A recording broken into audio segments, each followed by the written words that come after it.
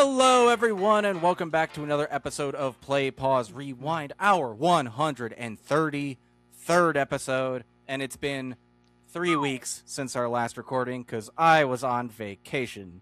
And much needed vacation. I think I went to the beach. It was relaxing. Yay! How have you been since our last recording? Stressed AF. But good. Otherwise, the stress is mainly coming from work and everything going on there. And then, there's other things that are causing stress, like, wedding planning. Oh, yeah, I'm getting married soon, so I've got to get that stuff figured out. But we just went to a wedding this last weekend, and it was wonderful. It was a nice break. And yeah, there have been some small things to celebrate in between all the work and chaos, So I've been great otherwise. And I'm glad that you finally took a vacation, Dylan. That's always a good thing to do. And, I'm jealous. I've been missing a beach for a long time. Yeah, it was good. I got a little sunburned. I was snorkeling, and it's bullshit. I'm upset about it because I put sunscreen on properly. I reapplied. I got help to reapply on my back. I did everything right. And it got me anyway. Really bad. Well, that's a shame. Maybe that's evidence that we are living in a simulation. It was just like, you're gonna get sunburned, Dylan, no matter what you do. Yeah. But yeah, no, it was it was nice to unplug from everything for a bit. I will say, I hope everyone who's been affected by the raging wildfires all over the North American continent is safe and doing okay. Tragic, obviously. The consequences of climate change rearing its ugly head once again. Someone on Twitter said a couple years ago, I think it was from Twitter, but it's like, climate change will manifest as a series of disasters filmed from your phone, getting closer and closer to where you live until eventually you're the one filming it. Yeah, that's very true. Yeah, and it's been hot as fuck here in Denver recently. Yes. My AC's still broken. So that's fun. No! That's not good. Yeah. I'm sorry to hear that. It's fine, but whatever. We're here to talk about something very cool, very special. I am glad that I got to see it before fully leaving on my trip because we are talking about the new Christopher Nolan film, the adaptation of The Odyssey. Niles, would you like to tell us about The Odyssey? I would love to. The Odyssey is the 2026 film adaptation of Homer's The Odyssey. Set in ancient Greece after the Trojan War, the king of Ithaca, Odysseus, spends 10 years on a dangerous return voyage home. Along the way, he faces an array of challenges, creatures, including a cyclops, giants, sirens, and many, many other trials and tribulations. The original story is over 2,700 years old, the Odyssey itself, and it was told orally for ages. It predates written storytelling. It's a foundational text to Western fiction, and I think a lot of literature and stories that we see today, you can kind of trace it back to this story. So it's foundational. It's part of our canon, really, the canon of the world. It's even if it is fiction. Yeah, it is like one of the stories that informs all stories in at least Western fiction, I feel like. It's one of those things, we've talked about things like this on the show before, but one of those stories where like, oh, you're watching it and something may feel a little bit cliche, and it's like, well, no, this is where it came from. Yes. This is where the trope came from. It originated here. There's one example that I had a note later on in spoilers, but it's not that important. It's like there's a character who is a mentor to Tom Holland's character, Telemachus, and the character's name is Mentor, and that is where the term mentor comes from. Is this story? Yeah, that makes sense. It had to come from somewhere. Like, that is how foundational it is to our structure of fiction. The archetype of a mentor is named after it. Mm-hmm. Yeah, he's that important. And so yeah, there's Mm-hmm. and yeah, you can see like so many of these like you know, pieces of the Odyssey picked up Mm-hmm. and just kind of like used in media over time. And you know, even the word Odyssey, you know, we use it all the time now every Yeah. day to Mm-hmm. describe a very long and arduous journey, which is what this story is. Mm-hmm. uh, Yeah. so yes, it's foundational. Yes. But written and directed by acclaimed filmmaker Christopher Nolan, based on the, you know, Homer's epic. Homer, historians now agree, was not a singular real guy, but rather a collection of storytellers over the years, sort Mm-hmm. of, you know, considered as one for authorship purposes. I don't know Yeah. why. I think at one point we thought Homer was like an actual guy, right?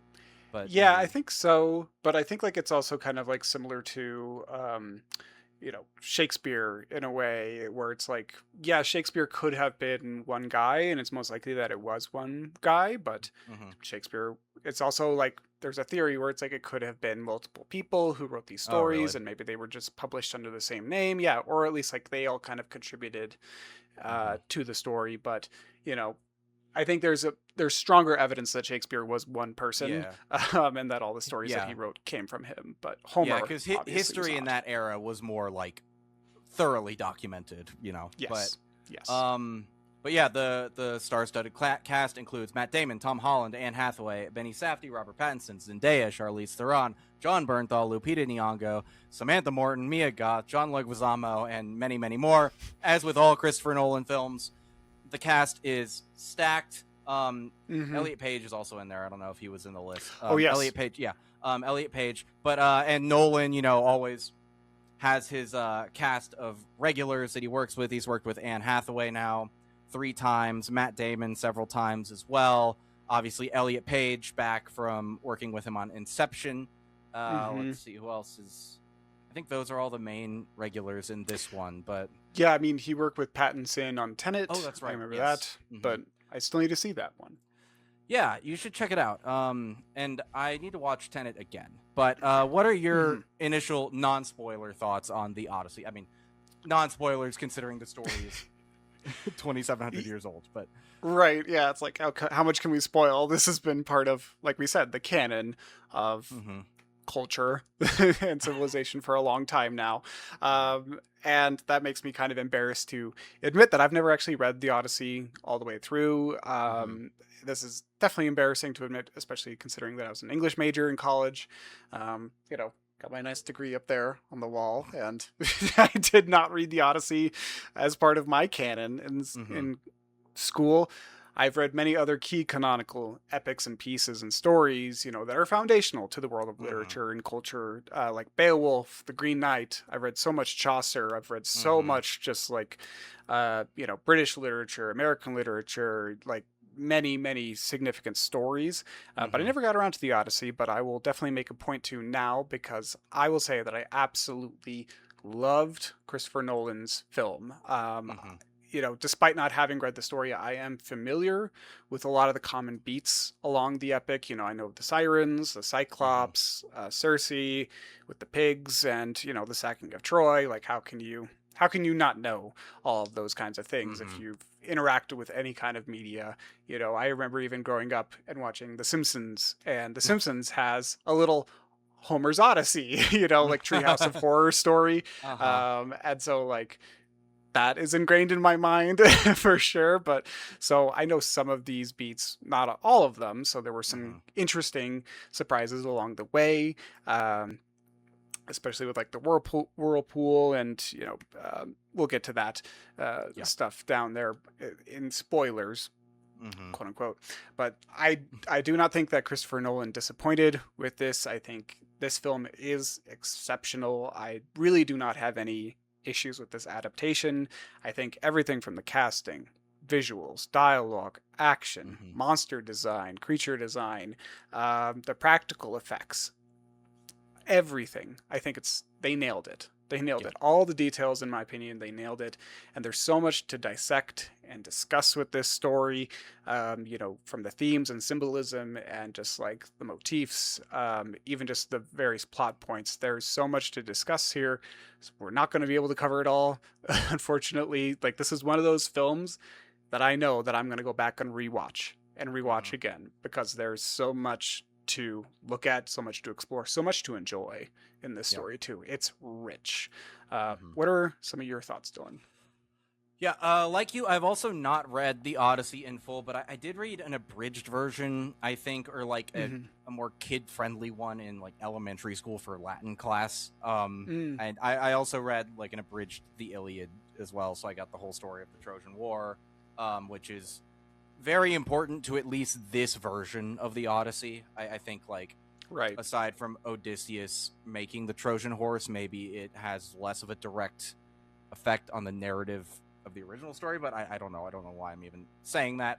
But like you, I was like vaguely aware of the story and the beats, like from that, but also just through cultural osmosis. Like, yes, everybody is vaguely familiar with this story, right? And the things it informs. Like, if you haven't read The Odyssey, you have read something that is taking a page from The Odyssey, certainly. I thought this was phenomenal, and I think it is on the higher tier of Christopher Nolan's filmography for sure. Yes. And respect. He made Oppenheimer a couple years ago. That movie made $1 billion.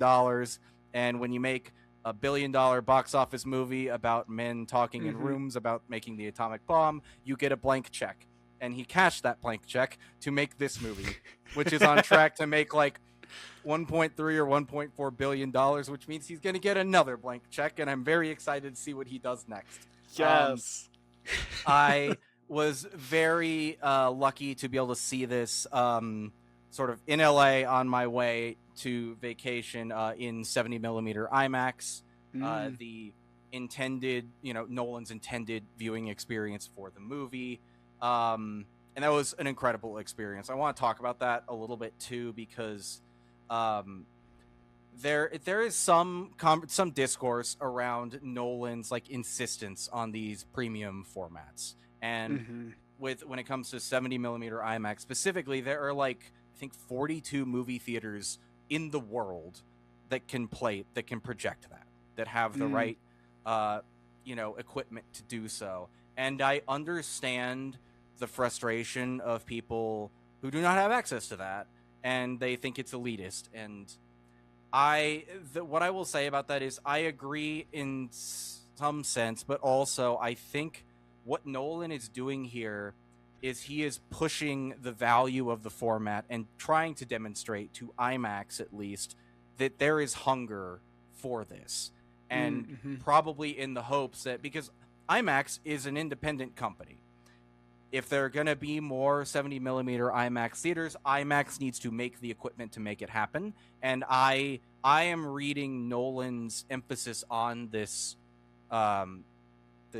format as him trying to get them to make more so that more people can watch movies in this way, and so that more filmmakers can make movies using these cameras. This is the first film shot entirely in IMAX as well.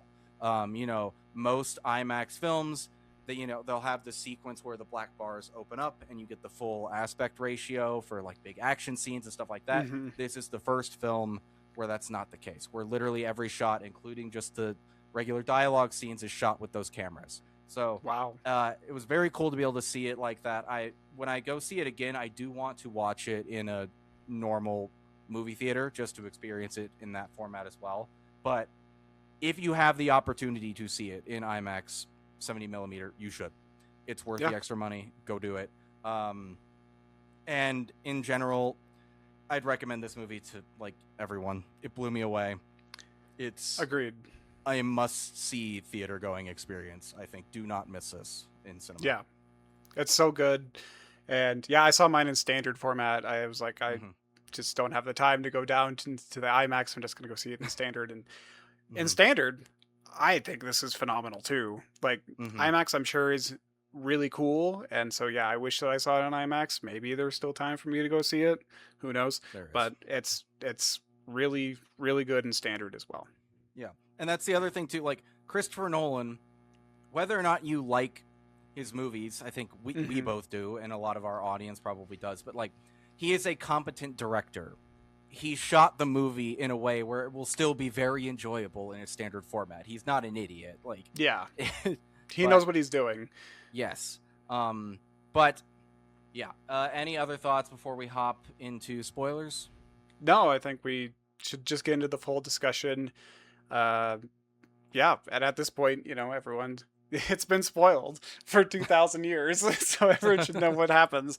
So it's just kind of, I think, more of just a general discussion about the film. Yeah. But I will say, before we hop into it, I think the spoilers, in the sense that there are any, are less to do with the plot, because I think the plot is largely the poem, for the most part. The spoilers are more in the themes. My understanding is that Odysseus and a lot of his regrets that we will talk about, and the themes tied to them, are not from the poem. They are unique to this adaptation, as far as I understand. So I think that is the more sort of surprising element of this story that could be spoiled. So if you haven't watched the movie, you can leave now. Come back. We will be here. Yes. But go for it. Let's start with the annoying shit. Yeah, we're going to start with the annoying shit because we got to get it out of the way. Because if you have been paying attention to the online discourse about this movie, if you've been tuned in on social media or whatever, then you've probably noticed the fake and pathetic controversy, quote unquote, that surrounds this film. There's been an incredibly stupid online smear campaign against this film, spearheaded by the world's greatest idiot, Elon Musk. It's such a maddening thing because, I feel like he kind of shot himself in the foot with this whole thing, because he first started off like, oh, it's woke, like this whole movie's woke. He was like trying to create a controversy out of nothing with this film, really. Like, there's really nothing wrong with this. He just doesn't like woke, quote unquote, or DEI, or just like people of color. Racist. He's racist. A racist person. And he's a transphobic person. Because one of his children is a trans woman, and and she disowned him. Good. Yeah. Good. He's terrible. Yeah. And He's terrible. Yeah, like all the online complaints, and I feel like a lot of it is just like bots kind of like propagating, or it's just like an echo chamber. They're like parroting things. But it comes down to, I think, just like a few moronic things. And I think the first thing is just like casting choices. Like some people are upset about this. The casting choices of like Elliot Page as Sinan, Lupita Nyong'o as Helen of Troy and her twin sister. And just other people of color throughout the movie. Like, I know that Travis Scott is in this film, and like people I've seen like online comments being like, oh, this person, like they're telling us this person's Greek, like stupid comments like that online. And then I've also seen comments about like historical accuracy of the film, and these comments are so maddening because the whole controversy around it is so fucking stupid. Excuse my language, but it is really fucking stupid. It's so stupid. My gosh. Yeah, and I mean, like, we have to talk about the elephant in the room that really creates all of this stuff, right? It's like, no, they're not upset about historical accuracy. These people are historically illiterate. They don't know anything. Elon Musk is a fucking idiot. Matt Walsh, another big voice in this Discord, is a fucking idiot. They're just racist morons. They don't know anything. And also, like, they were mad about Lupita Nyong'o being Helen of Troy because they want Helen of Troy to look like she did in the movie Troy when she was played by Diane Kruger, because to them, black women cannot be attractive. That is their perspective. They cite historical accuracy, even though, like, I don't know, if you look at the Mediterranean world and where the Greek civilization moved around and traded, I don't know. There's a big continent that like is on the Mediterranean where a lot of black people lived. Like, yes, exactly. You're like, are you that fucking dumb? You don't know that Africa touches the Mediterranean? You fucking dipshits. Like, and who cares? Who fucking cares? The only thing that matters about Helen of Troy visually is that she is beautiful. Beautiful Yes. enough to launch 1,000 ships. And Lupita Nyong'o is a beautiful person. If you Yes. don't agree, you're just wrong, man. Like, I'm sorry. Yes, I agree. And It's absurd. Elliot Page, the reason they were mad about him is really just because he's trans, right? Yes. Him being trans is offensive to them because they are insecure in themselves. They also thought he was playing Achilles. Yes. He is not.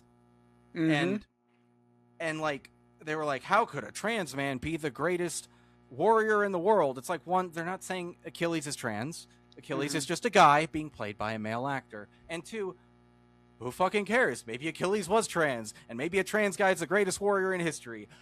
I don't know. Have you met the greatest warrior in history? No. Maybe they were trans. You don't fucking know. Yeah, exactly. It's like, do some research and like, just fucking accept it that we live in a time where we have many, many great actors, and they deserve a right to be in this movie. And you know, it's like, stop trying to just parrot something, like the outrage that you're seeing someone else and parrot and just like echoing it. It's like, actually just take some time to actually think about it. And it's my understanding, like, you know, going back to like Helen, that like, you know, there's no mention of the color of her skin in the original text. And so if you are claiming to be mad about this casting choice, I think you need to take a step back and ask yourself, why am I mad about this? And if you can't come up with a better answer than Greek people aren't black, then I think you're probably racist and need to get some help, because that's a silly thing to complain about. Yeah, I mean, silly. Greek people probably also didn't look like Matt Damon, but they're not complaining about him. So I think that really sort of reveals the bullshit right there. Oh, just yes. That, like... No, the bullshit is deep. There's a lot of deep bullshit here. And also just on Elliot Page specifically. Like, there is historical evidence for the existence of trans people going back, I think, all the way to Mesopotamia, which predates this. 100%. So, Achilles was not a real guy, as far as we know. But even if he was a real guy, maybe he was trans. We don't know. How could we? How could we know? How could we? Exactly. This is a fictional story, and all these people are like quoting historical accuracy. And so I was thinking about this a lot, and I think I want to posit something to them.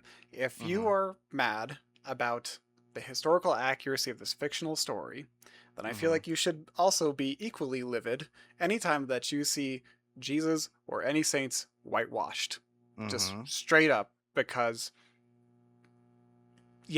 Jesus was not white. He most likely was not, because if you look at the geography of where he grew up and lived, I hate to break it to you, but he lived and died in the Middle East, so his skin color was definitely darker than those pictures that you have above your mantle in your home. So you should be mad about that.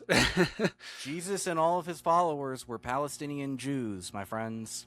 They were not Italian. They only looked Italian because the people in the Renaissance had Italians to paint. That's why. Yep, exactly. And also, if you want the movie to be historically accurate, quote unquote, then everybody should have spoken ancient Greek. They're like, the argument breaks down the more you think about it, and it's like, no movie is ever going to be 100% accurate to a given time period, especially when that time period is literally lost and unknown. You know, the dark age of Greece, you know, when people literally lost the ability to read and write in Greek. Which is what happened at that time. I didn't know that.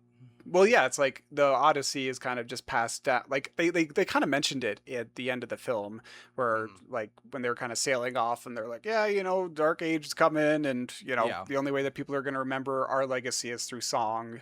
That's just kind of the way it was. So. Yeah. Also, I think it's interesting because some random dickhead on Twitter did say like, oh, I would love for Elon Musk to finance a purely accurate retelling of the Odyssey told in ancient Greek. And it's like, okay, look, If you want that, fine. Elon was a trillionaire. He could finance that movie. He has the money to do it. He doesn't want to because he and none of these people, they don't care. They don't actually care about the Odyssey. They don't care about accuracy.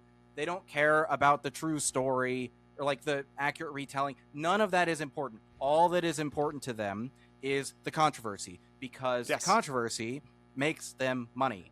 They made a bet that the Odyssey could be their next battlefield for the culture war, right? Yes. Because creators like Matt Walsh, Elon because of traffic on Twitter, like ad revenue from Twitter, and all of these other guys like the Critical Drinker, Asmongold, all of these fucking dickheads, they thrive on controversy. They make money from people watching them be angry about something. They don't give a fuck about any of this. It's just a grift. And they miscalculated. They thought this would be an easy dunk for them for some reason. They thought a fucking retelling of the Odyssey from Christopher Nolan would be an easy, like, beast to fell in their war. And it's like, again, we mentioned it already. His last movie was about people in rooms talking about making a bomb. Right. And it made $1 billion. And you thought you could go against that. Like, normal people who are not chronically online don't give a fuck about this. They see Lupita Nyong'o in a movie and they're like, oh, I liked her in that thing. That's cool that she's Helen of Troy. They see Elliot Page, and most people probably don't even know that he's trans and that pre-transition he was in Inception. Like, a normal person off the street wouldn't know that, and if you told them, they would probably be like, oh, okay. And then that's it, because that's how most people are. And it's very funny to see these people fucking fall on their faces in this regard, but it's really fucking annoying because it's just one in a long, like, go for it. This was your note. No, yeah, I totally agree with everything you're saying, and I just, my only thought right now is just I don't like that every time a big blockbuster movie comes out these days that features women, that features people of color, transgender individuals, or any kind of semblance of progressive thought, it gets bombarded with hateful, vitriolic, comments for no fucking reason except to just stir the controversy so they can, try and win the culture war, I guess. Like, we were literally just talking about another smear campaign in our last episode about Supergirl, where it's just like, yeah, that movie wasn't great, but like it did not deserve the amount of hate that it got, and like everybody posting negative comments about it online are just like just straight up misogynistic, honestly. And it's like, it's just annoying that we have to engage with this stuff, especially because it just kind of detracts from like what the movie's about, what we're here to talk about. Yeah, like we're now 30 minutes into this episode and we've spent a good 10 minutes talking about this instead of the movie. Like it's very annoying but it has to be done, because if you don't, then like, maybe less so for this one, but then the space is dominated by all of these like slanderous comments about movies and TV shows that then people don't go see because they just heard, oh, I heard it wasn't good. And they don't know specifically what these people say, but they flood the zone, right? They flood the zone, and then it, we're kind of seeing its effects with Marvel right now, with the MCU, because did you watch the trailer for Doomsday that came out? I did, yes. Okay, so talking about Marvel again.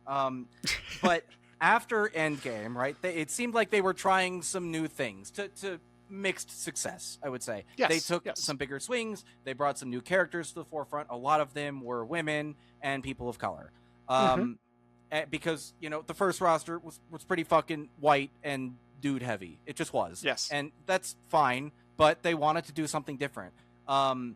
And there was so much consistent backlash from these people, and loud backlash to all of these projects, regardless of their quality. And now the next Avengers movie after Endgame is just the old guys coming back.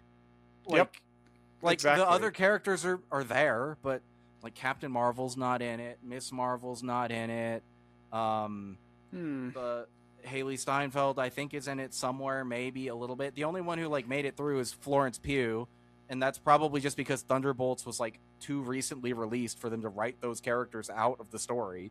Yeah, It's exactly. like, So like we need them. yeah. So it's just like it affects what gets made, and I think Doomsday is gonna fucking suck. Honestly, I think it's gonna be a bad movie, and it's Oh gonna no. hurt the franchise. We'll talk about that in December, though. But Yes. yeah, it's just, and what's really funny though about this movie and the backlash to it is, and this is not the main point of contention here, right? But it's kind of funny that they like hate minorities so much that they can't enjoy this movie, which is like what they've always claimed they want. It takes place in ancient Greece. They love that shit. They like Rome more, but they love ancient Greece. The lead is a straight white man who's also a veteran. And the story is about him trying to get home to his very traditional family where he can reclaim a throne as king and then kill all of the guys who are trying to sleep with his wife. Like, they hate black people and trans people so much that they can't enjoy the fucking Odyssey. Like, I cannot imagine being this pathetic. It's sad. Yes. I don't feel bad for them because they suck, but it's sad. Yeah. It's disappointing, but I think we've spent enough time focusing on the negative side. Let's focus on the actual movie itself, because the movie is great. The movie is great in every sense of the word, and from here on out, we're just gonna talk about the movie. And I think we'll jump around a little bit. I think that's okay, but I think I want to talk first about like the Cyclops, because there's lots of the Odyssey.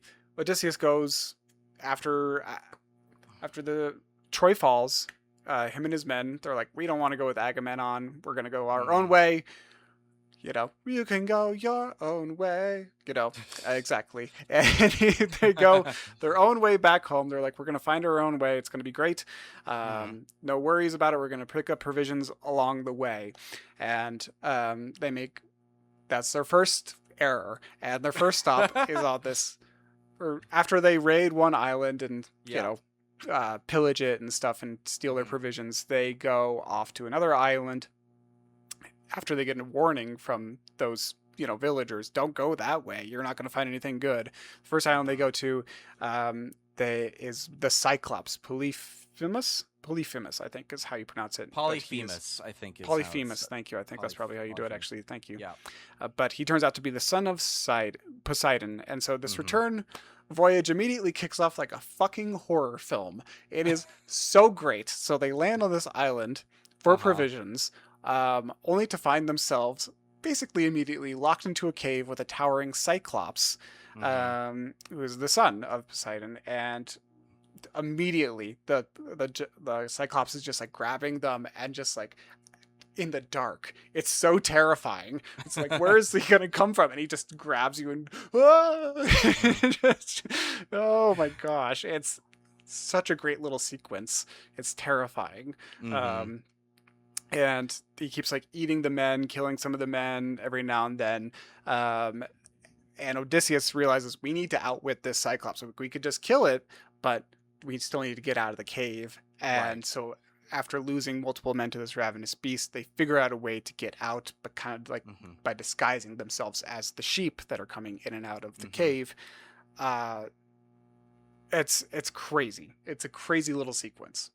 Yeah, I want to go back to what you were talking about with the first village they stop at too, because my understanding of it was they didn't pillage the village necessarily, but like the villagers just kind of abandoned everything and let them have it.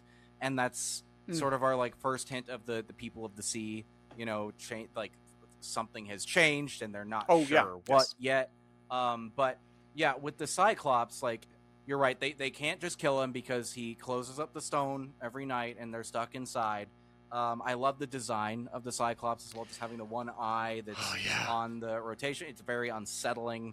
I find it interesting too that, and I think in the poem, the Cyclops communicates a lot more, like speaks fully, and there are other Cyclopses. I think the one of the things that Nolan cut because he said he couldn't really find a way to make it work. But I think, if I'm remembering correctly, in the original poem, like, Odysseus is talking to the Cyclops, and he identifies himself as nobody. So when the Cyclops is like hurt and trying to call out for help from the other Cyclopses, he just keeps yelling like, "Nobody is attacking me. Nobody is attacking me," and so they don't come to help him because they think nobody's attacking him. I don't know if I'm remembering that perfectly, but I think it's funny, and I understand why it was cut for this, but they make an interesting point to call out that the Cyclops like seemingly can communicate, but the men don't make an effort to converse with him at all. They immediately resort to violence and trickery, and you're like, yeah, sure, he ate one of them, but he could have misunderstood what they were, or felt like his home had been invaded because it had. But I think it all gives the whole sequence like this air of sadness, because it's like, y'all didn't have to. You had to stab him in the eye. Like, they have to, they and that's how they get out with the sheep. Because like he can't see them well enough to identify what's a sheep and what's a guy disguised as a sheep. But outside of that, like, leave him alone, man. Like, yeah. But he's just living his life. Builds nicely towards the reveal later in the film that we'll talk about in a little bit. Yeah, it does. And, you know, they lose a few men in the cave, but they're able to escape. And then, like, they turn back to kind of look one more time, and the Cyclops, like, he throws, like, one final helmet or something like that, like, of one of their fallen comrades, just kind of like, I feel like it's kind of this acknowledgement where the Cyclops is like, yeah, I kind of know what you guys are, so just get out of here. But Odysseus, he shoots one arrow into the face of the Cyclops, even though they're totally safe at this point. They've gotten out of the cave. He just kind of does it as this pointless act of retribution for the men he lost in the cave. And this, I think, leads everyone in his crew, once they get back to the ship, to kind of think and believe that they've angered the gods, they've angered Poseidon, and that the voyage is now really cursed. And this whole sequence is just amazing. It's incredible. And just like the fact that this is all done with like practical effects, like this isn't really like CGI. Like, I'm sure that they had to use a little CGI for some things, but like this, it's incredible that they built this thing and it looks so lifelike and it moves so well. It's amazing. I think from the behind the scenes I saw, like, all the facial movement and what the hands actually do is all CGI, but there was like a big marionette thing. It was just like all the expressions were obviously motionless. But yeah, and I think too, one thing we didn't touch on already, but the film opens saying it's a world of apparent magic. So we don't know for sure if Poseidon has now cursed their voyage, but there is reason for them at least to interpret that is what is happening, right? Totally. Well, and the apparent magic, I think that's a good phrase to throw in there, because like, yes, it seems like there is magic. There are these beasts, these magical beasts and creatures throughout the world, but like also like the fact that there is this belief in magic, it kind of leads everyone to believe that it's like you need to like treat each other with respect. It leads into the Zeus's law. You need to have some kind of moral code in this world to get by, which we'll get to a little bit later.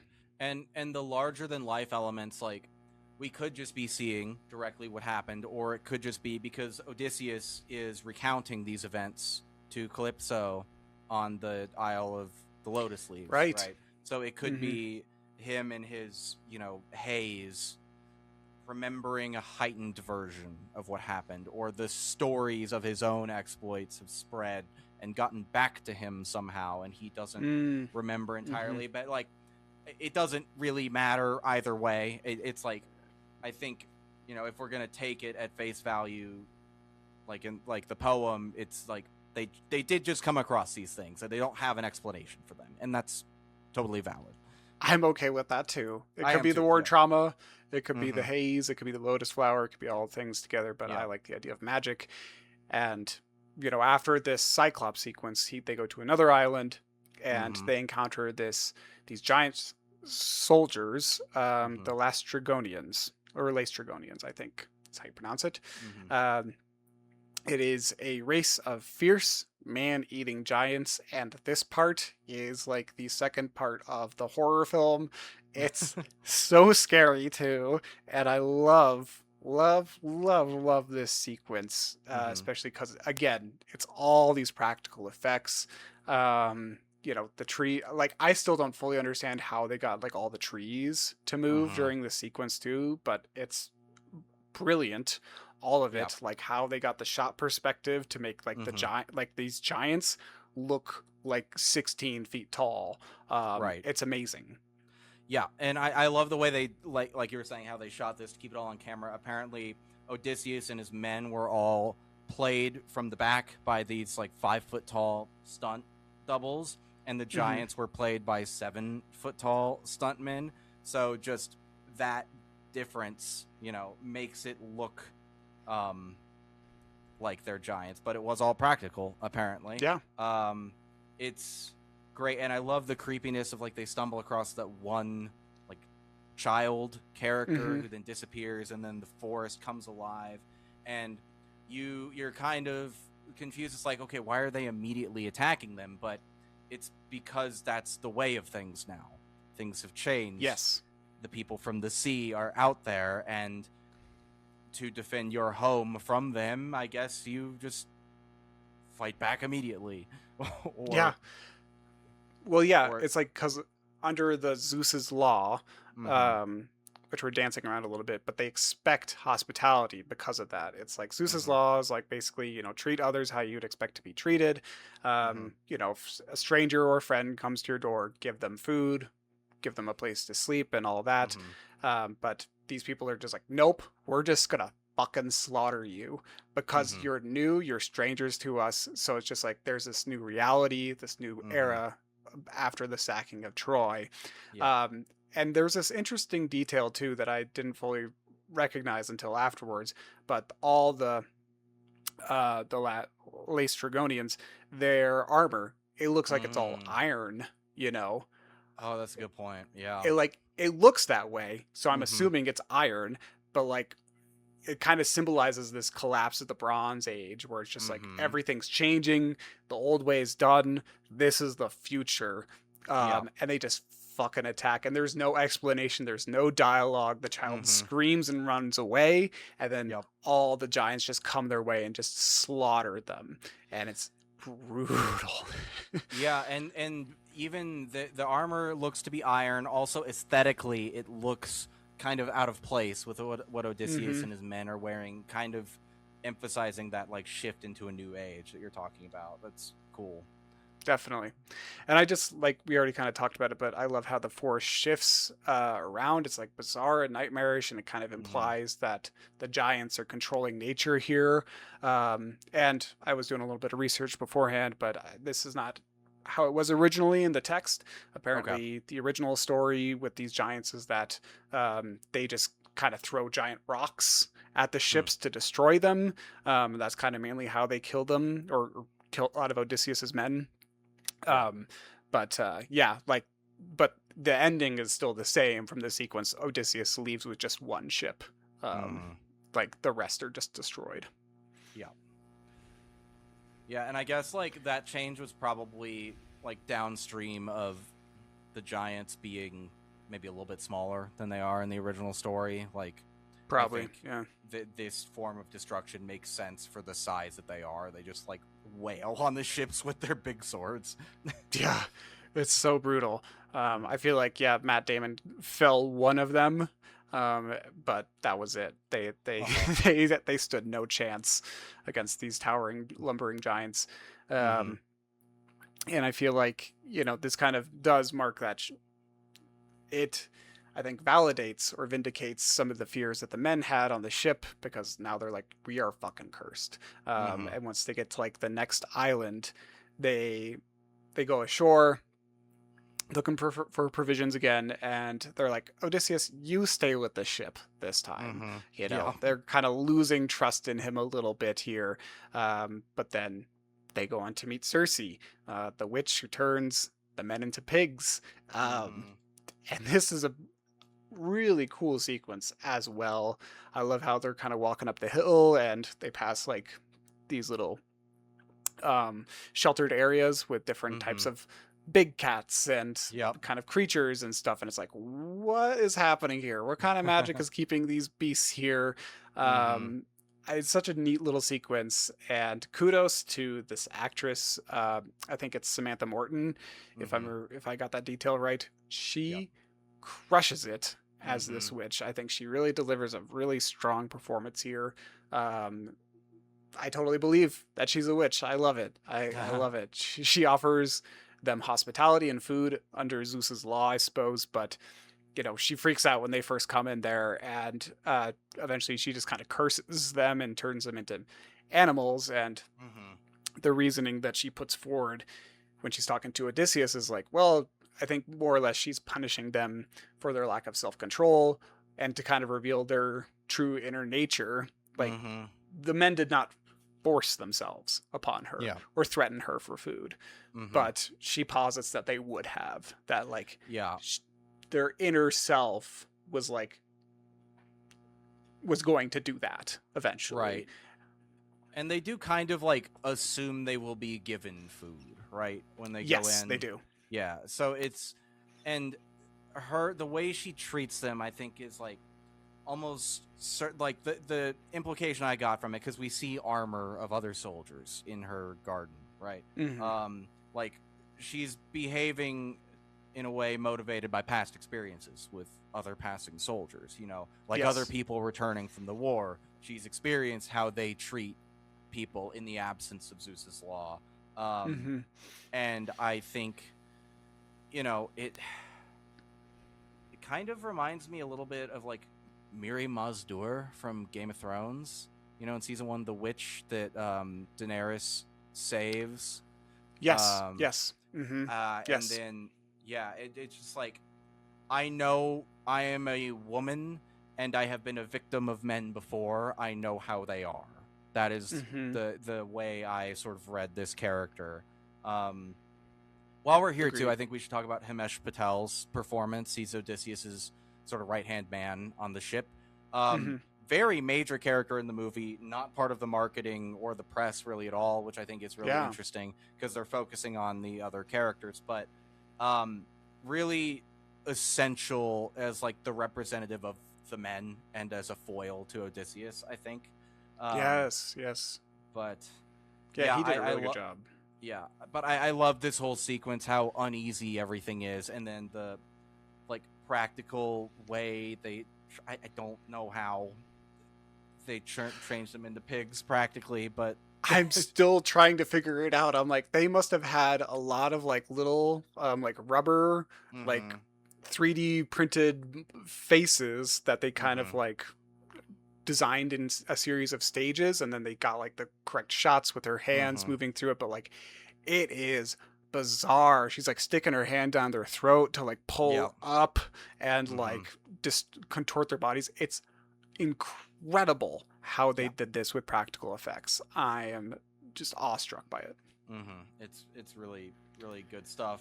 And what I think is interesting too is she has her sister, right, as a bird in there, and then he's like, why don't you turn her back? And she's like, we get along better this way. I thought that was so funny. Oh, it's so great. But then Circe, she tells Odysseus, like after all the men leave, she's like, okay, this is how you can find your way back, basically. Like because they're lost at this point. They wound up on her island because they lost their bearings. And she's like, this is you need to go to Hades, basically. And she gives them the instructions, and they go down to Hades. And I really, really love the journey to Hades and their interactions with the dead here. Like, it's so, it just feels like something out of like a Greek tale, exactly the way you want it to feel. Like it's supernatural, but then it also feels like grounded in the real world. But then you get there and it's like all the soil and is black, and the atmosphere is so dark and just like foreboding, and all the soldiers just crawl out of the ground. Mm-hmm. It's so cool. I love this part. It's so neat. Yeah, I think it's really powerful. I think the scene with Sinon especially is very moving. Like, it's because he's like, because I guess in death he sort of knows the full context of the Trojan horse at this point, but he's we see him like at the start, he's just on the beach alone. Like, I guess they lied to him and left him there for some reason, and but Odysseus specifically lied to him, and that's what's hurtful because Sinon was from Ithaca as well and shouldn't have even been there. There was something that I forget how to say his name, but Robert Pattinson's character like did some trickery to swap out his place with Sinon's. So like, he was meant to be like a young kid who basically grew up on the front. And then Odysseus leaves this like child to die to sell the ruse, you know. And Sinon is just like, how could you do that to me? Yeah, it's hard. It's a heartbreaking interaction between the two of them. I couldn't agree more. The one that really stood out to me is like the interaction with Agamemnon here as well, because like none of the men know that Agamemnon was killed, that he's dead, and so it's like this kind of big surprise where it's like, you guys made it back? We're still trying to find our way back home to Ithaca, and you're dead? What the shit? Like, it's like this big kind of surprise that he was killed by his wife after returning, and it's kind of this, it's devastating. Because like when you think about it, it makes it feel like the entire Trojan War, the sacking of Troy, like all these lives lost was just pointless, and it was ultimately like this whole thing was just about ego, was just about like, I want more power of the trading routes. Like, it wasn't like in the original text, I know it was more about like they started the war over Helen of Troy because she was so beautiful, and it's like, yeah, maybe that is like the jumping off point, your excuse to actually attack Troy. It's this coveted city. It's priceless. You know, there's so much commerce. There's so much power here. You want the trade routes. You want that power. And so it's like, oh, they took Helen from me. I'm gonna go and get that back. It's the pretext. Power. It's the pretext. Like, Menelaus wants Helen back because she's his wife. Agamemnon is his brother, so he has the plausible reasoning. Oh, well, I'm going to get my brother's wife back. I'm going to go to war for 10 years for this and kill countless people and sacrifice countless more. And it's like, yeah, he probably didn't really give that much of a shit about that. Menelaus' motivation was Helen. Agamemnon's was economic power. Yes. Right? Economic power, more power in the region, and like all this death, destruction. They broke shared values and norms. It's all for nothing, ultimately, because Agamemnon's dead. His victory was short-lived, and it's just like, it's devastating in my opinion, but, you know, he does provide this valuable insight for Odysseus, which he uses later in the film, of just like, don't reveal everything when you first arrive home. Like, kind of take your time, assess the situation, and then reveal yourself. And I think that was valuable advice for him. But I think it's an interesting element. And while we're kind of on the subject of Agamemnon, I just want to say that I really, really appreciate how Nolan made this clear choice to not show his face at all in the film. You know, even when he has his helmet off, we only see him from the back, so you never actually see kind of this face. Every time his face is obscured by the helmet. So I think it kind of makes him this very clear symbol of the terror of war, of like the relentlessness of war. To see his face would have kind of reminded us of his humanity. So I really think that was a great choice. And I love the helmet design. It's so cool. I don't care. I love it. I think it's awesome. I think it's awesome too. But you know, like, about the whole Trojan War and the pretext for getting this like important trade access and stuff like that, and it ultimately being a fool's errand and not panning out. It's like, I don't know. I wonder if there's like a modern parallel to that at all, just happening right now. Like, I can't think of one, but I don't know, like it's something like a straight, whatever, something with oil. Yeah, I can't don't put know. my finger on it. Just yeah, wait, we'll come. I can't think of it. We'll have to move on. We'll have to move on. Yeah. It's so, but in Hades, Odysseus learns about what will happen to his men, and this is kind of an interesting point in the story because only he knows. His men don't know until he kind of reveals a little bit of information later after they pass like the little the rocky strait and the little whirlpool event, like, and I'm not even going to try to say the names of those monsters that they encounter there, but every step of the way from this point on, Odysseus continues to he strives to save his men and defy the gods. He is kind of forced to make these tough decisions to sacrifice some to save many.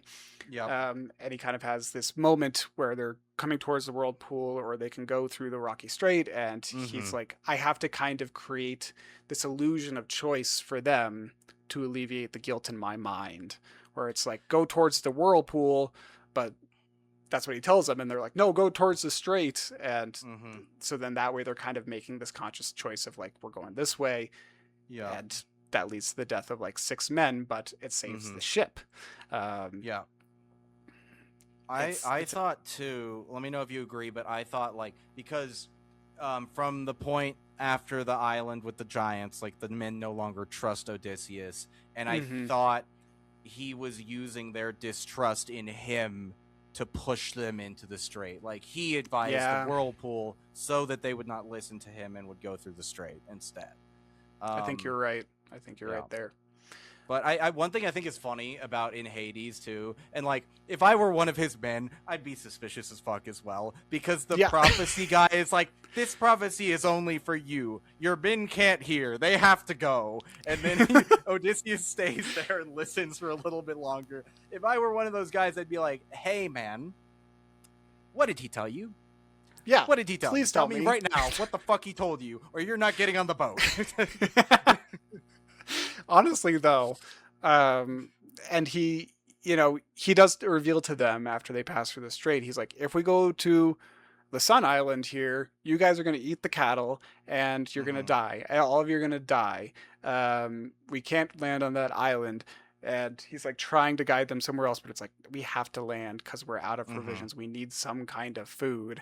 But he knows that they're going to eat the cattle. It's right there, and they can't leave the island because of the wind. And eventually they do. But I really love this conversation that he has with Athena on the Sun Island, because he is racked with guilt over his leadership at this point, because he keeps like trying to make the right choice, and no matter what choice he makes at this point, it's like he is unable to save his men. But Athena puts forward this idea where it's like, it's not really your fault, because like they understood the consequences and they still ate the cattle. Like they have free choice. You spelled it out for them.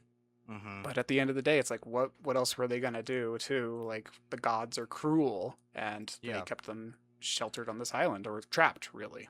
So. Right, exactly. It's like, and I think the part of the story that I think it's hammering home, like especially in retrospect, is that they are being punished for the crimes they've already committed.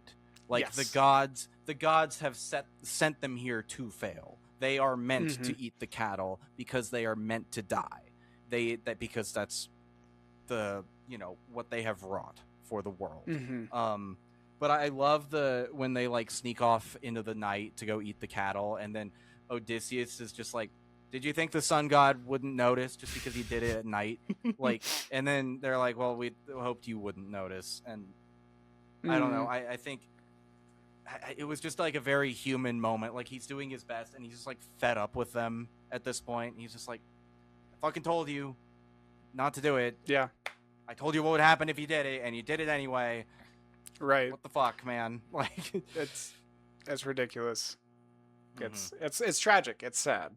Yeah, it That's is. really what it is. Shifting gears a little bit, like I want to go back to Menelaus's recounting to Telemachus, Odysseus' son is Telemachus, I think, of the sack of Troy. It's just such a well done and tense sequence, and we saw the footage of this sequence, I believe, in front of Avatar: Fire and Ash. I think so. Yeah, I remember seeing this. And I remember, like, it was sold to us then as like the opening of the movie. It's not, but the build up of that whole thing is so great. Just the idea of watching them like sitting in the horse and shitting and drowning for days because they have to sell, they have to set the trap. Like, it has to look somewhat convincing, and the horse is kind of buried in the sand because it's been sitting there. It does look like a gift left, like, for the gods. It looks like a miracle. It looks like a miracle. And it does. And like, going back to the like how they treat Sinon in this whole sequence, like Odysseus using him as sort of a red herring for the Trojans, I think is just so tragic. And yes. I don't know if it was intentional for the casting or not, or Elliot Page was just cast because they're like friends and collaborators from Inception, but like, sure, the idea of a trans actor playing someone whose life was treated as disposable by the more heteronormative characters, I think has some tragic weight to it as well. Like, it's like, knowing Elliot Page, it was hard for me not to think that was intentional. But it does speak to the way in when, like, because trans people are murdered disproportionately higher than other demographics of people. And I was just really, like, touched in a sad way about how Odysseus treats Sinon's life as ultimately disposable in this moment. Sinon obviously is not a trans character, but portrayed by a trans actor, it brought that to mind. That's a good observation. I agree. I also, and we haven't talked about them much, but I do want to touch on Penelope and Telemachus. Obviously, while Odysseus is, doing on an Odyssey, they are holding down the fort in Ithaca. Penelope is pursued by various suitors who want to marry her and claim the throne of Ithaca for themselves. Obviously, they are in a patriarchy, so the throne is seen as empty under the rules of their society. I thought there was some great tension there between Penelope and Telemachus. I love that scene of him, like, he says, like, the throne has been empty for 20 years, and she's like, empty? I'm doing it. I'm here. And it's like there's sort of this interesting tension between sort of a more modern feminist politics stepping in from her perspective because she is capable, she is leading, she's doing the job, but also Telemachus sort of reining it back into the traditions of that era where it's like, and like, people aren't going to accept that. Like, do you want peace or do you want war, is how he responds. I thought both Hathaway and Holland were really, really great here. This is one of Tom Holland's better performances, I will say. I'm seeing like a lot of people kind of shit on him and say people are acting circles around him, but it's like, no, he's good, man. He's good in this. He's really holding his own. And I thought Robert Pattinson was great as well, playing this really slimy, manipulative villain. And all the suitors. There's the one line that it's become a Twitter meme now, where he's just like, "Somebody get these beggars out of here." And that's such a good one. He's such a prick. But I love Penelope, like, trying to just basically, acting on faith that Odysseus will come home and just buying him time by. She gave herself the deadline of when the weaving is done. She picks a suitor, but she's been trying to subtly unweave work that she'd done the previous day to just sort of, give them as long as they can. Yeah. Obviously, we already mentioned mentor. The origin of the term mentor comes from this story. I liked Telemachus and Mentor's like mission to Sparta, where they interact with Menelaus and Helen of Troy. Mm-hmm. I thought, Jon Bernthal, he's like kind of a distracting presence in a lot of movies, but he just kind of worked in this role for me. I'd agree. I liked his dynamic with Telemachus. I think it's an interesting part of this movie. Both here and at the beginning, when John Leguizamo just like chucks a puppy off a cliff and it's never mentioned again or critiqued. It's like horrible, mean violence that we would never accept today. And then also how Menelaus, I guess, obviously in punishment, like scarred Helen's face. I thought it was a really bold choice to have our heroic characters have no problem with this, because men in this world wouldn't. Right. Yeah. Going back to like it's modernizing the myth in a lot of ways, especially thematically, but it's also rooting itself in this culture as realistically as I guess Nolan wants to. But and I think the brief interactions with Helen, I think, are really interesting too. Like her wanting to apologize to Penelope for the fact that whatever happened in this version of the story with her in Paris separated Penelope from her husband for 2 decades. I don't think we find out in this version if Helen ran away with Paris or if Paris kidnapped her, because I think both versions exist of the Iliad. Yeah, I'm not quite sure, but in this story, in this adaptation, they keep that pretty vague, but yeah, she does apologize, and it's heart-wrenching too. Yeah, when you put it that way. Also, John Leguizamo is really, really good here. Yes, he's great. Excellent performance. I love his like interaction with Odysseus at the end too, when Odysseus has first come back and he doesn't know it's Odysseus. I also love him. I'm forgetting the dog's name, but how he's like, yeah, I believe Odysseus is alive because the dog. What's the dog's name? Do you remember? Oh, I can't remember.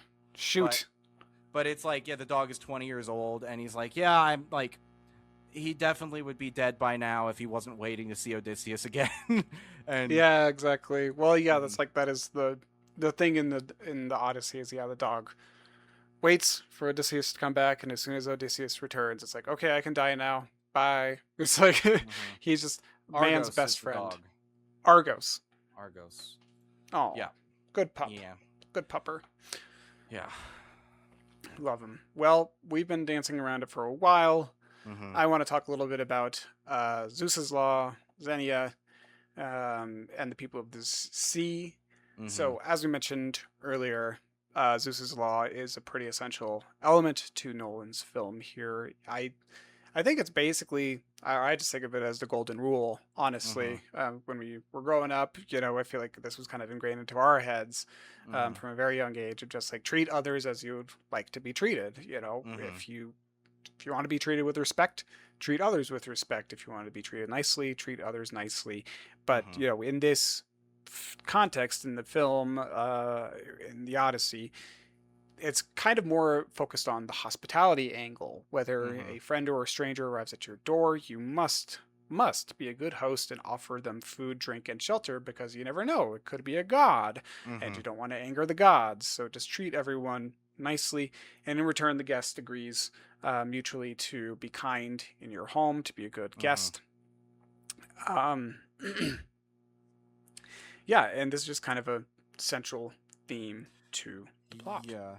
And I think too, like we were just talking about, I think the reasoning behind the law being that, like, oh, you never know, they could be a god in disguise. I think that feels very true to how the ancient Greeks may think about a rule like this. But I may have talked about this on the show, but I think, like, a lot of ancient religion, I think, and this is my sort of theory as, like, an agnostic person, I don't mean offense to anyone who's religious when I say this, but I think the formation of religion from a like societal construction standpoint, I think was meant to serve two primary functions. One, to sort of explain why things are the way they are when they didn't have science to have answers for it, and two, to sort of enforce a sort of social order and social cohesion. So like, Yes.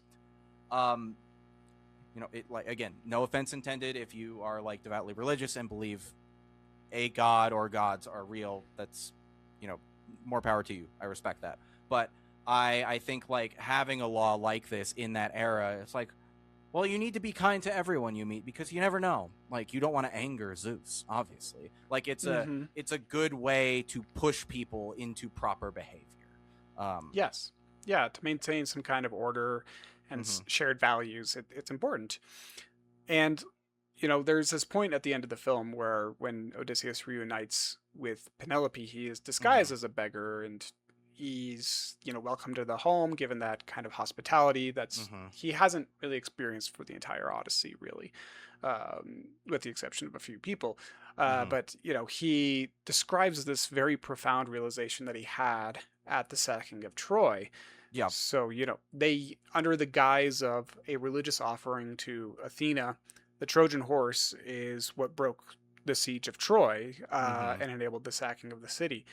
They essentially turned this gesture of trust, right, this shared thing, this divine tribute, into a lethal ambush. And in this action, they broke these common laws of hospitality, and one could make the argument that Odysseus committed a war crime as well, but, you know, war crimes didn't exist at the time, so that's something that's, we're not going to talk about that. But in this one fell swoop, this one action, this one idea, this strategy, Odysseus broke the law of Zeus and destroyed this common trust across the Mediterranean, because at a certain point, everyone's kind of, after Troy fell, this action put an effective end to this practice. It's like, how can anybody trust strangers at this point? How can you trust someone you don't know when that trust was manipulated in Troy and led to the fall of the greatest city ever known?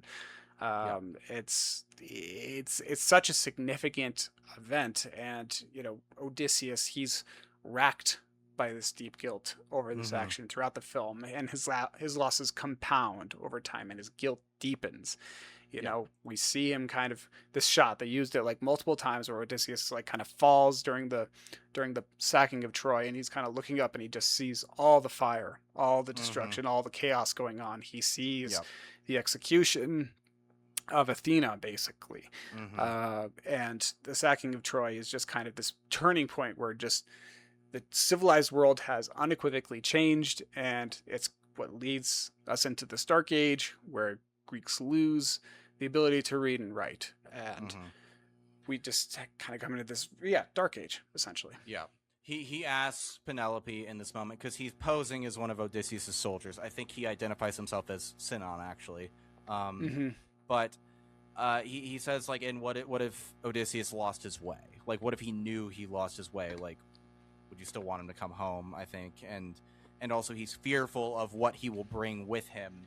And Penelope has the realization that Odysseus and his men, they're the people of the sea. Or maybe she realizes that later after he comes back. I don't remember. But it's like they have ushered in the end of civilized society, basically. And I think my understanding is that is not part of the poem. Odysseus does not really regret the Trojan horse in the poem. It's not part of his character arc at all, but it is essential to this adaptation. And I think the recontextualization regarding this, I really like it a lot, because Odysseus does seem to make some dumb, needless choices throughout the movie. Like when he shoots the Cyclops for no reason, right? And he could have gone right back, following Agamemnon back across the sea. Agamemnon gets home like right away. He could have done that. He makes some like offhanded comment about following Agamemnon for too long. It's like, okay, you're not really following him in that same way anymore. You're just like literally following the trail of his ship. Whatever, man. Yeah. You. But it's like, it's at the end though, like when he's talking to Penelope, we get the clarity that he was kind of avoiding coming home. He didn't want to, because he was afraid that he would bring what he had done back with him. Yes. And it works really, really well. And I don't know. I think it's a really nice updating of the story. I agree. I think it's a proper perspective for this film, because I think you can make the argument that Odysseus's realization is, one of the like anti-war, where he kind of comes to this realization that it's like Agamemnon started the Trojan War to get back his wife Helen, but Nolan's film takes it a little bit further, where, as we already kind of talked about, he uses that wife narrative, Agamemnon, he uses that wife narrative as an excuse to sack this rich city and take control of the trade routes. So it's just really like about ego, about money, about economics, really, and power. And so when Troy fell, so much death, destruction, savagery, plundering, rape, all of that took place.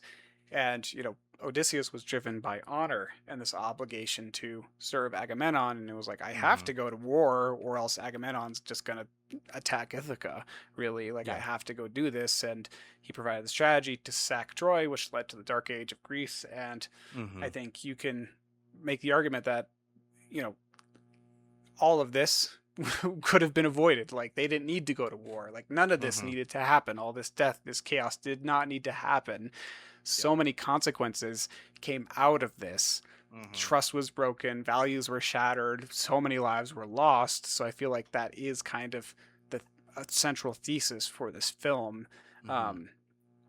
Is just really about just anti-war. Yeah. And I think like part of the film's thesis too is that society can only function if we treat the stranger with dignity and respect. And I think that is a profoundly important sentiment for today. We are on a level, on like a national level, violating Zeus's law through our treatment of migrants, of trans people, of people in the Middle East, obviously, like, the Palestinians, the Iranians, everybody. Like, we are violating the law of hospitality. We are treating them with disrespect and cruelty for no reason. And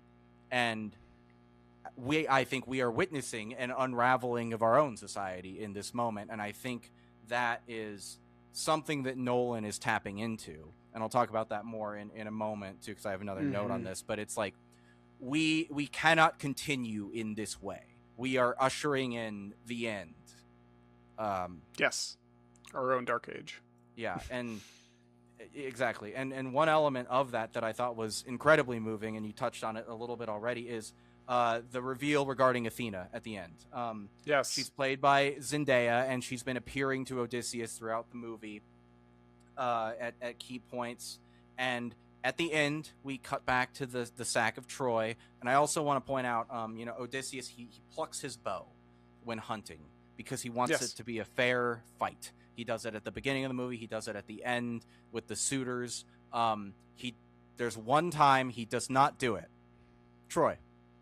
He doesn't pluck his bow when he shoots it in Troy. But during the sack of Troy, they're outside the Temple of Athena, and right as a soldier cuts the head off the statue of Athena, a young woman, also played by Zendaya, is also beheaded. Like, the purpose of Zeus's law is to treat strangers kindly, because you never know when they're a god in disguise. Whether or not Zendaya was literally Athena in disguise living in Troy, or just Odysseus connecting this young woman to Athena because she was killed in the same way at the same time as the statue of Athena, or any other explanation, doesn't matter, because her death is what sparks Odysseus to realize what he's done. He violated the spirit of the law, so he views it as a literal violation of the law. And the grand reveal here that Odysseus and his men are the people from the sea. The other characters have spoken about all movie and been fearful of the entire film. Like they're the ones like appearing in new lands and violating the law, going to that village and taking their supplies without asking, showing up to the Cyclops' home, invading his home, and trying to steal a sheep without asking. It's like obviously the people from the sea are more than just Odysseus and his crew, but they were like their trickery at Troy was the spark that changed everything. It ended the world. And yes, I actually think on that note, like Nolan's Odyssey is in really interesting conversation with Oppenheimer. I read Odysseus's breaking of Zeus's law in a similar vein to Oppenheimer building the atomic bomb, because both opened Pandora's box to this much darker future, for which the protagonists of each film are responsible. Like at the end of Oppenheimer, he's talking to Einstein, and he's like, I'm probably not going to quote the line correctly, but he asks Einstein, it's like, you remember all those years ago when you told me, like, if we did this, we might, end the world? And he's like, yeah. It's like, I believe we did. And then you get that, like, flash scene of all the nukes launching at once and everything coming to an end. Like, the people from the sea are the ancient Greek equivalent of that. They have violated societal norms in such a way that there is no coming back. And I'm seeing this thematic through line in Nolan's last two films, at least his last two. I'd have to rewatch Tenet to see if it's present in there too, but about this, like, this anxiety about the world being left by our actions. Thinking about it, like we know Christopher Nolan is a father. He has kids. I think they're teenagers right now, maybe a little bit older, but like you can sort of see him using his work in these stories as a way to sort of express the fear that his generation like built a world that will crumble for their children. And right, I think we I don't know, I just see a lot of connections between Oppenheimer and the Odyssey in that way. Yeah, that's a really good observation. I even make that before you said it, but I think you're totally right. Like, Oppenheimer's pretty similar to Odysseus. He went on his own Odyssey to build the H bomb and that or the atom bomb, excuse me, and that led us down a very dark path to where we are today. And the world is not what it was. No, for it. Yeah, like that led to nuclear proliferation, where every like major nation has the ability to wipe out millions of lives in an instant. That is something that shouldn't exist. Like, yes, that is beyond, like, violence beyond comprehension. But on a more fun note, I want to talk about the third act a little bit, because it's such a good time. Yes, it really is. As somber of a story as it is, it's like there's one point where Odysseus is back. He's talking to John Leguizamo's character, and he's like, "Are you bringing something?" He's like, "I'm bringing it all." And it's just like the music. Ludwig Göransson is the composer for this. Again, he composed for Oppenheimer as well. Great music in the Odyssey, but everything that occurs once Odysseus returns to Ithaca is just so much fun. You have that moment of great acting by Tom Holland when Telemachus recognizes him as Odysseus and his father, because he greets Argos, and Argos wags his little tail and then passes away, because he finally sees Odysseus after all this time. That's what he was waiting for. It's a very sweet moment. And then Telemachus is just like, "Welcome home." Like, it's a really good little moment, because he's like, "I have to still be subtle, but I know what's going on now, and I'm with you." The stringing of the bow is such a great moment. You get the like dramatic string pluck again, and Penelope, realizes it's him because he's the only one who's ever been able to string the bow, and then also the only one able to shoot it through the axes. him shooting it through the axes is really fun. And then when Pattinson's character realizes it's Odysseus, he's like, "Oh fuck! Oh god!" Yeah, yeah. And then it's just Odysseus versus all the suitors, just like trying to kill them all. It's over the top. It's so over the top. I love Pattinson. He has like his little underling go upstairs to the armory where all the weapons are locked and like cut a hole in the floor and drop things down. And he's just like yelling for different types of weapons to be dropped down one after the other. Get the shields, get the spears. And like, is it ridiculous that Odysseus overpowered everybody? Yes. Who cares? It also, I will say that people were making fun of how he like only pulls the bow back a little bit in a lot of shots. It's like, it's a really big bow and he's in close quarters combat. That is apparently, according to archers, what you would do in that situation. That is how you use that weapon correctly 100%. In that environment, just so you know. But it was great. It was such a fun thing. And I didn't remember the end of the story. So I was thinking, it's like, oh shit, is he going to die? Like, does he come all this way just to die? But no, he goes into exile. He violates Zeus's law quite a lot at the end there. Yes. So he can no longer rule the kingdom. Fair trade, I think. Absolutely. So he kills all the suitors. He has to leave Ithaca. He leaves the throne to Telemachus.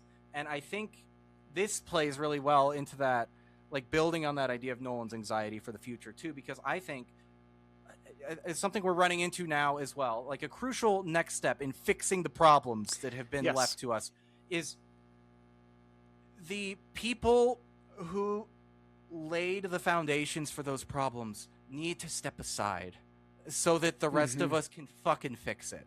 And they just won't do it, man. Like, yeah, exactly. Like, sorry, everyone, I'm going to piss some people off, but Joe Biden, come on, man. Like, yeah, Joe Biden. We didn't need him. We needed someone younger. Ruth Bader Ginsburg too, man. Like, come on, you could have stepped down, do that, but whatever. Yeah. But, unlike those people in real life, Odysseus recognizes that. He steps away, sails into exile with his wife. You know, a terrible fate, sailing into the sunset with Anne Hathaway. Boo fucking who? But he leaves the future to the next generation to rebuild. Yes. And I think it's like a level of self-awareness that's nice to see, even if it's just in fiction. Oh, absolutely. Like, he's so self-aware at this point because he's gone through so much stuff, and it's just like, yep, that self-awareness is hard to come by. You see it in some people, but it's the higher up leaders, it's not really there. They're really out of touch right now. Yeah. I will like give one small critique, I suppose. The stuff with Calypso, when he's like with Charlize Theron. Sure. The lotus eating section, like, not as impactful as I would have liked it to be. It's just, maybe we're just not there enough, or we don't really get enough about Calypso for that section to really resonate. Like, it's fine, it's not bad, but that's probably the weakest element of the film for me, I would say. I would agree.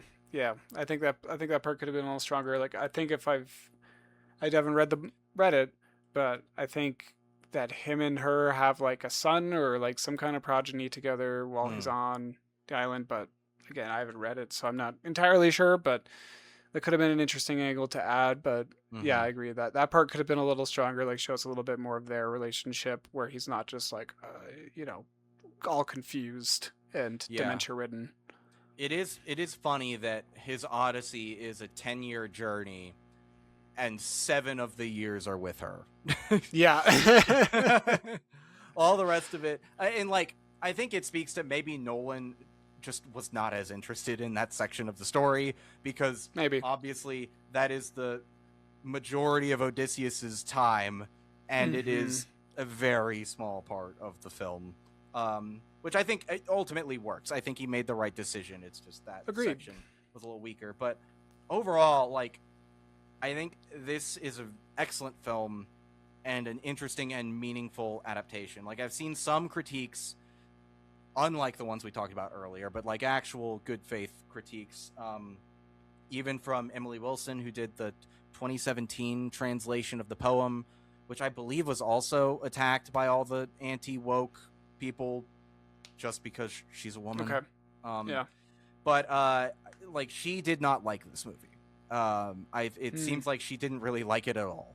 But I think there is a different art form in translating something and adapting it.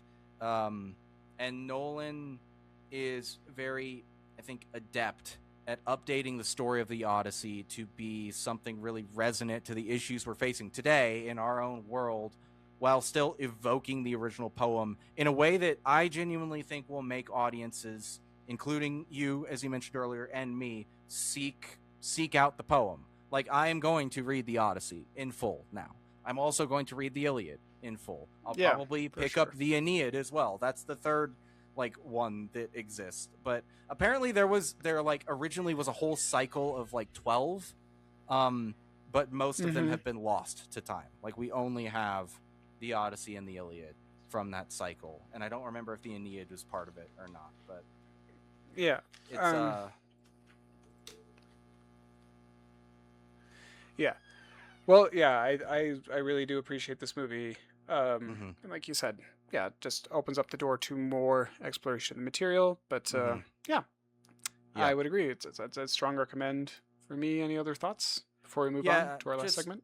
Yeah, just like as an adaptation, it exists to be in conversation with the original work rather than to just recreate it for a new medium, right? Like, now we could go read the Odyssey and we can look at the differences between the film and the poem and talk about them and think about them and dissect what they mean. And that is an interesting exercise in and of itself. Agreed. Go see the Odyssey. That's my final thought for definitely. That. Well, yeah, we can transition to our final segment of this episode this week, which is just kind of our other stuff, our other media explorations, video games, movies, TV shows. Dylan, what have you been exploring lately? Continuing to read The Name of the Wind. I am closing in on the last couple hundred pages of that. Great book. Love it. Also continuing to watch season 3 of House of the Dragon. I am still enjoying that show a lot as well. I look forward to talking about it again. We've reviewed the first 2 seasons. Those were some of, I really enjoyed those episodes. So if you haven't listened to them, go check them out.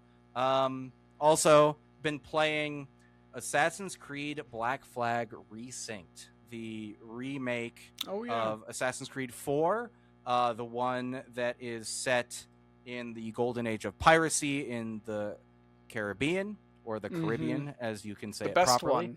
It's one of my, I think 2 is still my favorite Assassin's Creed because Ezio is just such a great character. But Black Flag is probably one of my favorite games, and the remake captures so much of it so well. There are obviously some changes, but all the cutscenes have been remastered too, and they've added some additional scenes between Edward and his wife back home, which add this whole new weight to the story that wasn't there before. And they brought back the original writer from the game to write those new scenes, and they had Matt Ryan come back to play Edward for them as well. So that's really cool. And then the last thing I watched was Avatar Aang. It has a subtitle, but it's the sequel to the television show Avatar: The Last Airbender about Aang and all of his little buddies as young adults. Same cast as the show, and the animation is beautiful. And it's sad. It was supposed to be in theaters. They pulled it from theaters to put it just on Paramount Plus. Bad move. That sucks. And then also the movie got leaked several months ago, in full. I chose not to watch the leak. Somehow I avoided all spoilers. I will say the main, not gripe, but if I could levy a criticism at the movie, it's very predictable. You start the movie, you're going into Act 1. Once the pieces are all set out, you can kind of think this is probably what's going to happen. And it is. And but whatever, it's fine. Dave Bautista is in it. He plays he plays another airbender that they find in a different iceberg. Cool. But no, it's really good. It was fun to see like those characters as young adults. I will say too, I only ever watched Avatar: The Last Airbender as an adult, and I did not really vibe with the Aang and Katara relationship because it felt like a little kid having a crush on his babysitter, and I didn't like it. A little bit, yeah. But I really liked them in the movie because they're just both adults now, and it's fine. It works. Yeah. It doesn't feel weird to me anymore. But yeah, it's a pretty solid movie. I'd recommend it. What about you? What have you been watching? I'm gonna watch that movie. I would love to see that.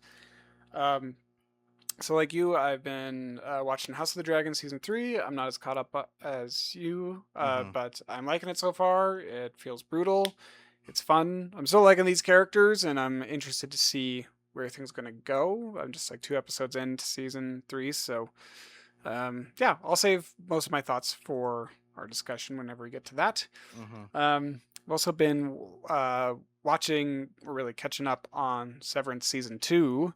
I'm only 2 episodes into this second season as well, and it is so great.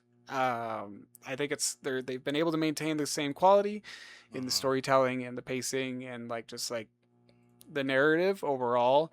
And I really like how like the first episode is just like all the innie experiences, and then the second episode is all the outie experiences. So they're kind of like changing the formula a little bit. So I'm enjoying the ride so far, and it's answering a lot of questions I've had. So I'm really glad it's moving in that direction. Yeah. And the last thing that I'll talk about today is a movie called They Will Kill You. Oh, that's the Zazie Beetz Tom Felton one, right? Yes, it is. Yeah, so it's the premise is very simple. It's this girl who's basically being offered up as a sacrifice in a satanic cult, but she's a badass and she fights back. And this movie is amazing. This movie is so good. They Will Kill You is like almost a perfect movie in my opinion. It's so tight. It's like 90 minutes. It's really fast, but like the choreography is great. The setup is great. There's some twists and turns in this movie that I was not expecting that takes the movie from like a solid 8 to like a 12. It just like amplifies it so much, and it just makes the premise so much better. And it's just silly at times too. It just kind of leans into the satanic angle a little bit. But I love this movie. Soundtrack's great. Everything about this movie is great. I cannot find one thing that I would change in it. So it's on streaming. I would encourage everybody to go watch They Will Kill You. It's so good in my opinion. Awesome. Well, that'll, I think, do it for us this week. We'll be back. I don't know, maybe next week or our normal cadence again. We'll review Spider-Man Brand New Day. Back. Oh yeah. Back to the MCU. We'll see. Holland was talking about how, his time on this movie with Christopher Nolan made him sort of lock in a little bit, and he came back to the set of Spider-Man. I was like, all right, we're doing it this way this time. So we'll see. Oh, good. We'll see how much sway he had there. But I will say, it looks good. It looks like a fun movie. It does look good. Yeah, it looks good. Excited to see that. But until then, Niles, where can people find you online? You can find me on this podcast every now and then, or every episode, really. And you can also follow me online on Instagram at Niles Got No Styles. What about you, Dylan? Where can people find you online? On Instagram at DylanD1026, on Twitter at D-Day Movies, on YouTube at D-Day Movies, and like Niles, you can find me here at Play Pause Rewind, both on YouTube and your podcast platform of choice. All of that is linked down in the description below. Thank you so much for watching and listening. Please like, share, send it to a friend. Yes. If you like the show, leave a 5-star review on your podcast platform. That helps us a lot. And yeah, we'll see you guys next time. Thank you so much. Bye. Bye. Thank you.